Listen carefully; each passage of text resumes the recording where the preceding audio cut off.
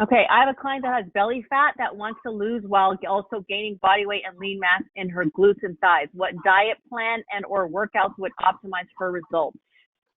So we covered the diet part, Stephen. Yep. Right? And then obviously, Yep. you know, from glutes and thighs, it's, you know, doing a variety of exercises, targeting those areas. You want to add to that, Neal? Well, I do. What I want to add to is sort of the misconception there. Just that's all. You know, when people say they want to tone, you know, that's what that means is that you want to lose body fat, right? Yeah. I mean, when I want to tone up my triceps, you know, the older females, they'll have that, you know, the skin hanging, right?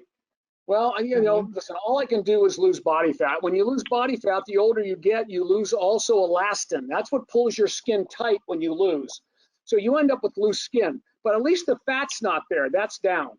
If you can add a little size to the tricep still, then it can also make it a little tighter looking. So think of the same thing with the butt, with the thighs, or any of those things.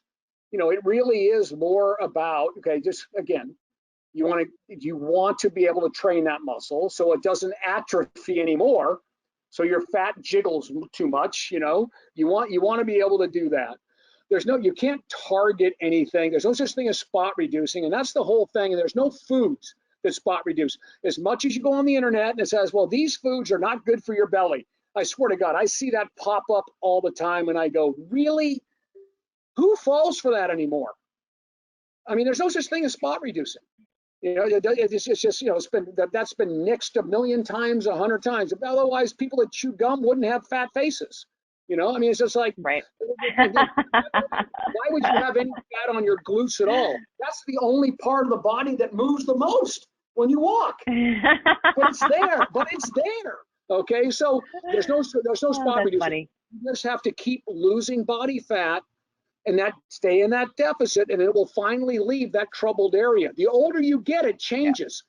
Like for me, I used to actually store more fat in my stomach than more fat in my legs. Now my legs are shredded as an old geezer, right? And my gut is always nice and clear. You can always see my abs, you know, and that's all good. So that will change, and that's hormones.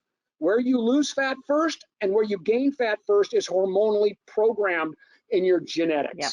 Okay, all we can do is continue to lose it. And sometimes you've got to really lose a lot of weight to get that troubled spot off. And sometimes that's not a good idea. So you got to make peace with that. You know, ladies, all of you know, there's a place where you don't want to lose weight generally, anyway, is up here. And what happens is that's one of the first places that actually leaves the female, especially when you don't need them anymore. So those are the common hormones that take place. So again, you know, and again, you end up storing it on your butt. Well, you've all seen people with skinny legs and big bellies, right? That's just strictly the way body fat is stored. But as long as you lose it, it will finally leave that tough spot. You just don't want to have to, you know, go crazy on it. So you got to be very careful of where that genetically comfortable place is for you. I just want to get that last part of it.